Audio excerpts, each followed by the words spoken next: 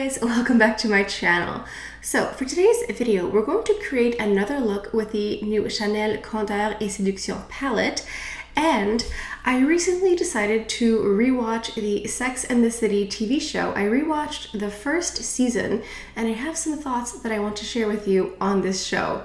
So before we go any further, let's take a second to grab our iced coffee or a hot coffee. Let's take a sip and let's get started. For those of you who are new to my channel, I'm a makeup artist as well as esthetician, and I now offer online beauty consulting services, so you can talk to me one-on-one virtually about any and all beauty concerns you might have, whether it's skincare or makeup, whether it's makeup application technique problems or color choices that are the issue.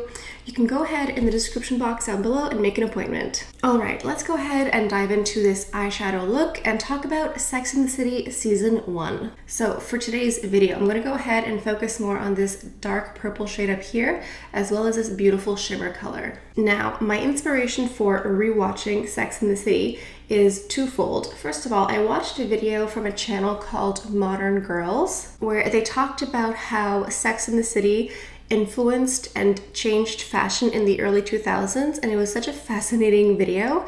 It was really entertaining to watch. I highly recommend it. And at some point, I just came to the realization or fear that I may in fact finish everything on Netflix at some point. So I'm just taking a flat brush here and I'm just packing this purple shade on the lid. You could use one of the little sponges that came with the palette too if you wanted. So I didn't watch Sex and the City when it first aired. I think I only ended up watching the last few seasons while it was still live on TV, because the show, the first season, came out in 1998. So now I'm taking the opposite end and just buffing this out. So in 1998, I was 8 years old, so I had no business watching that TV show, and I didn't. Also, I know that I am a makeup and beauty consultant, but here's a free tip. If you watched the TV show on TV, it is now time for an eye cream as well as wearing sunscreen every single day. You're welcome. So yeah, 1998, and when you watch the first season, it is like a time capsule of like 90s and 2000s fashion. I'm also gonna go into Candeur et Expérience, and I'm gonna go into the light color here. So the first thing that shocked me watching that show is realizing that like everyone smoked back then. Everyone smoked cigarettes, especially Carrie. I mean, she was like a chain smoker. I feel like that was a part of her character. I mean, maybe not a chain smoker, but I feel like her quitting smoking was definitely part of her character later on. So we meet the girls, Carrie, Samantha, Charlotte, and Miranda. And it's established that they're in their early 30s. We don't really get like an exact date in the first season, not that I remember. And they're all in their 30s, they all have their careers going, they're all single in Manhattan. I, for one, am very happy that I was not of the age to go out in bars and nightclubs when people were still allowed to smoke indoors. So we see Carrie and Mr. Big continuously bump into each other, like some sort of romantic comedy where they just, you know, it's a city with millions of people, but somehow they keep going to the same bars, the same restaurants, they have the same friends or acquaintances in common. And Carrie really likes this guy, obviously, but it's pretty ambiguous at first how he feels about her, because he doesn't say like, let's go on a date initially. He just says, let's go on like a thing, let's go do a date thing. Or I don't think he even says the word date. I think he just says like, let's go do a thing, which is pretty ambiguous. Or maybe he does say date, but he says date thing, so he's not trying to officially ask her out, which is really weird. And I remember when I was younger really liking the story between Carrie and Mr. Big, and I feel like my opinion is changing now that I'm older, and also maybe just rewatching the series. I just feel like, as a woman who is 32, if I were dating and a man asked me out on a date thing, I don't think I'd be very impressed. I mean, I think at this age you have to be able to say the word date properly. So anyway, Carrie and Mr. Big eventually start dating, but it's still quite ambiguous. And at the same time, Carrie meets this guy who's like in his early 20s, and she decides to have this fling with him, and it's like super fun until the next morning she wakes up in this 20-something guy's apartment, and it's like super disgusting, and he has a bunch of roommates. It was just a really, really funny scene, just like seeing her wake up in like the world's worst apartment with this guy who's like in his early 20s, and like of course he has a terrible apartment. Like I feel like everyone had a really bad apartment when they were in their early 20s. So I think adding to my feelings of feeling unimpressed with Mr. Big initially is that he's supposed to be even older than Carrie. Like he's supposed to be maybe in his late 30s. I don't remember the timeline. I don't remember what their ages are, but it's established that the girls are in their early 30s, and Mr. Big, I think, was always written as older than Carrie. So I'm just saying, this guy should be able to ask a woman out on a proper date if he actually likes her. Okay, so as you can see, I'm literally just going into that purple shade and bringing it up here, and then I'm blending it out, and then every now and then I'm going into Candeur et Expérience, that lighter palette, and just bringing it up here and blending it out. Let's take a little tapered brush, go into this here, and put it on the bottom lashes. Now, Carrie and Big do officially start dating for reals. But then Carrie goes out to dinner with the girls, Samantha, Miranda, and Charlotte, and guess who she bumps into? Mr. Big. And he's on another date. Can you imagine? And Big just plays it off like, well, we never officially had the conversation of whether or not we're exclusive. Of course I'm dating other people, aren't you? And it just seems, I don't know, like maybe I'm too romantic, maybe I'm just like not that type of girl who can just like date a bunch of guys at the same time. But that just seems like, I don't know, crazy, because like clearly Carrie thought that they were in an exclusive relationship, but Big was having his own relationship that was totally different. And I guess that's just an indication that sometimes you have to have communication with your partner to figure out where you are in your relationship. Okay, now I'm going into the foundation. This is the Chanel Ultra Le Teint foundation. I am in the shade B30. So Carrie is upset by this, obviously. I mean, who wouldn't? I mean, I think it's one thing to find out that your boyfriend isn't really your boyfriend, but then to like watch the date, like to see the date firsthand, sounds terrible. But anyway, after that, Carrie decides that she still wants to date this guy. Okay, Carrie. I feel like Carrie is like that friend that everyone has had who makes like questionable dating decisions and is always asking you for advice, and your advice is dump him. So after this, Carrie and Big decide, or I guess I should say Big decides to be exclusive with Carrie, no one else but her. I guess I've been focusing very Carrie-centric up to date. Okay, so what else happened? Samantha is fabulous. She's doing really well in her career. She has already fully committed to just dating whomever she wants, which is good for her, because I feel like when the show first came out, our ideas about dating and women and sex and sexuality was different. Looking back, I think it's weird how much judgment we put on Samantha, because she was really just dating and treating guys the way that a lot of guys treat women. For example, the way that Big was treating Carrie, dating around, not being into commitment, that's what Samantha was doing. I just realized that I had to clean this up a little bit because that dark purple color fell a little. So Samantha's doing her thing, being fabulous, dating whomever she wants. Good for her. Now we have Miranda. Love Miranda, career woman as well, lawyer. And she starts dating this guy named Skipper. First of all, what kind of name is Skipper?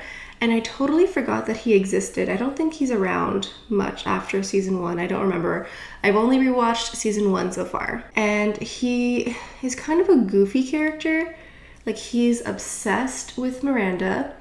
Miranda wants nothing to do with him. He's also supposed to be much younger than the girls. Like, not much younger. I think he's like in his mid to late 20s.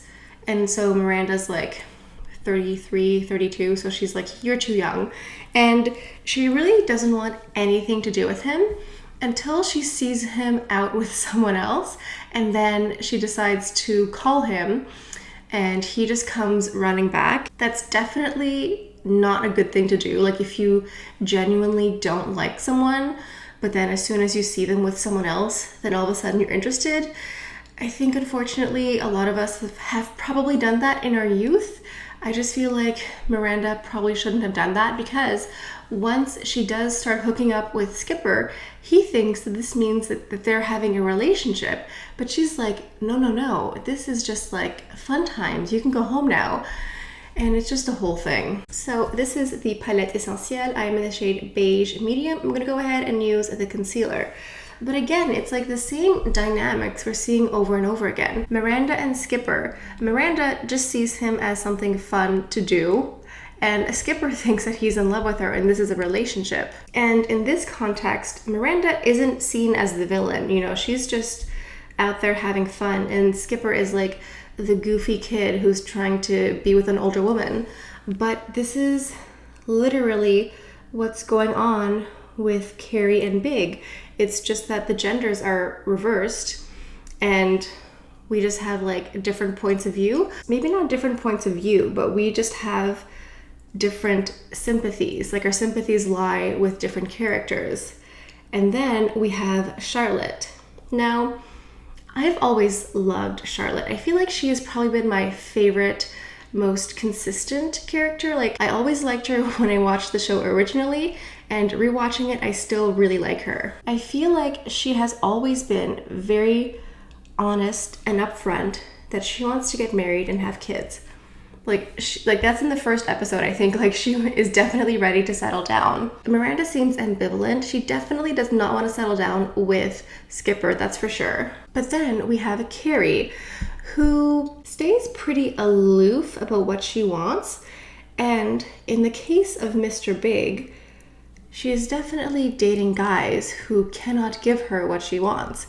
Because as the season progresses, Mr. Big does agree to date Carrie exclusively, but then Carrie is out and about doing her thing, and she sees Mr. Big at a church with a much older woman. So she asks him about it, and he tells her that that's his mother, and that they go to church every week. It's like their tradition, their thing.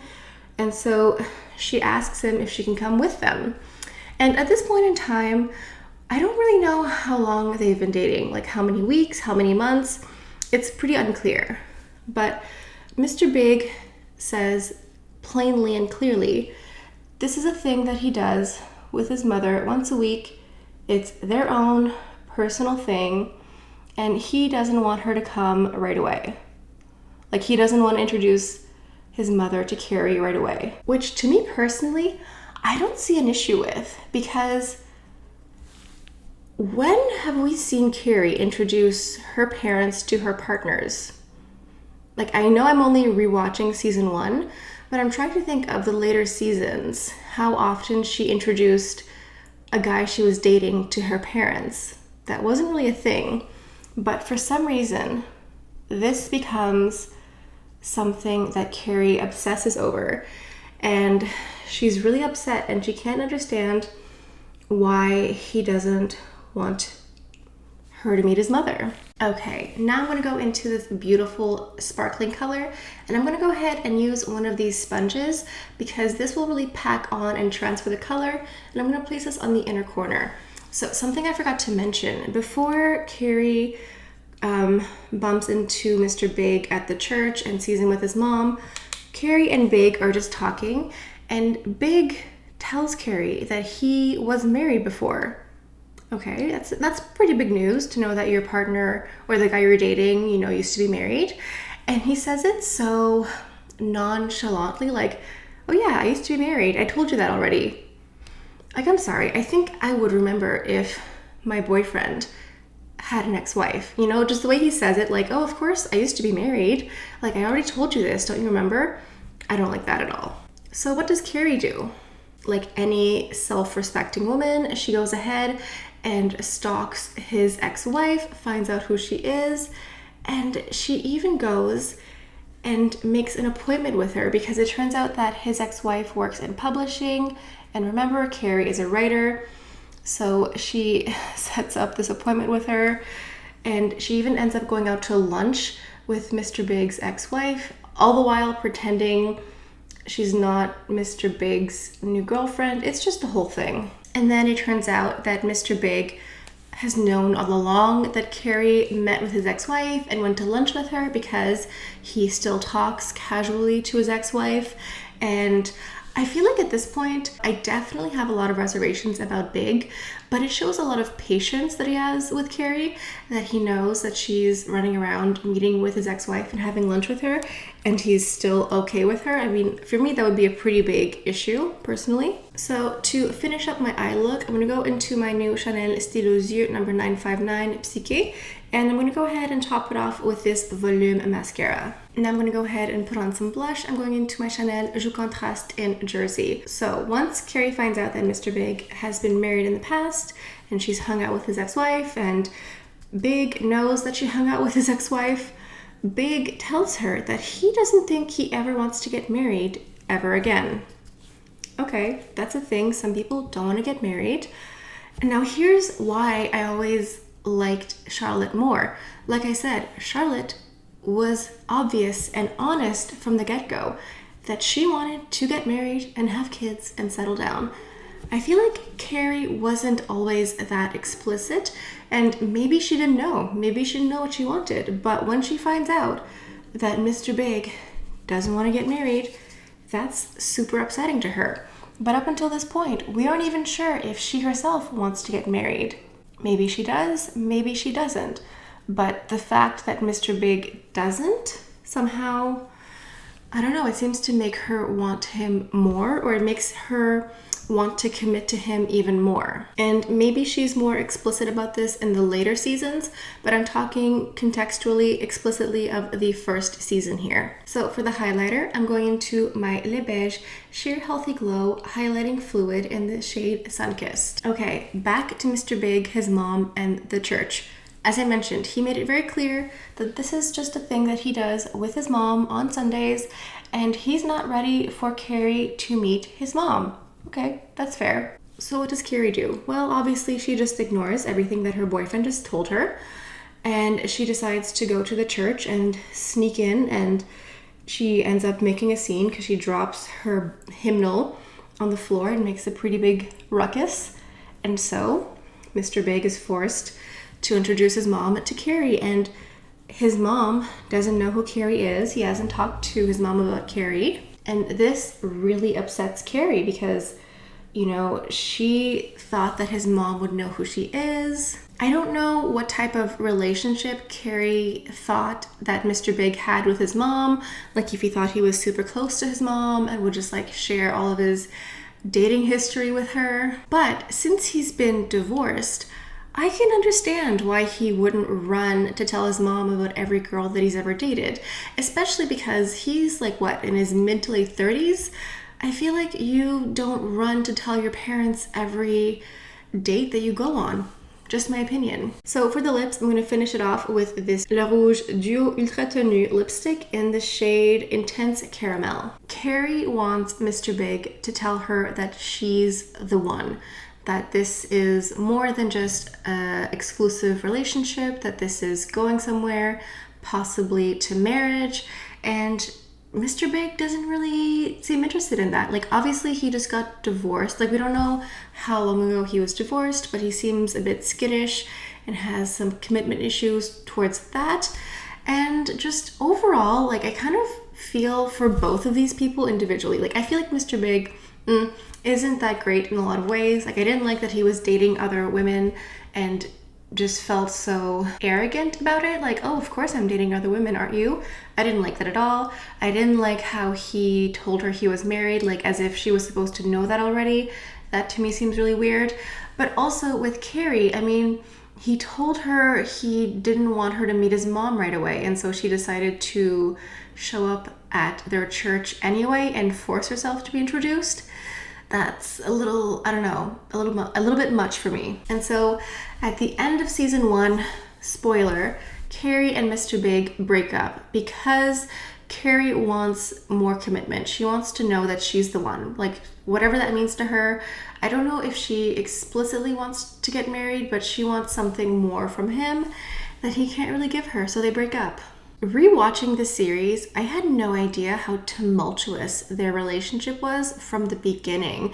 I rewatched, or I guess I watched the show initially in the mid-2000s, and I don't know, I guess I just thought that their relationship initially lasted much longer than just one season. And I've watched the entire series, I've watched both movies, so I know what's going to happen in the future.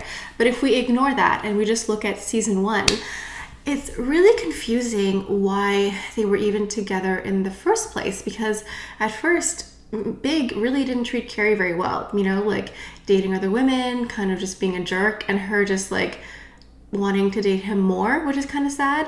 But then her breaking his boundaries about his mom, the whole thing kind of seems like a mess, and I can't even imagine what it would have been like to be Charlotte, Miranda, or Samantha listening to Carrie talk about Mr. Big. That must have been exhausting. But yeah, this is my finished look right here with that beautiful purple color. I really love adding that shimmer color on the inside. It really adds a nice little touch of light, and adding the concealer just on the inner corner here really helps brighten up the look. Let me know what you guys think of today's video. What do you think of the tutorial? What do you think of my talk through of Sex and the City season 1? I don't know, I just rewatched it and I had a lot of thoughts and opinions and I wanted to share with you. Let me know what other type of looks you want to see with this palette here.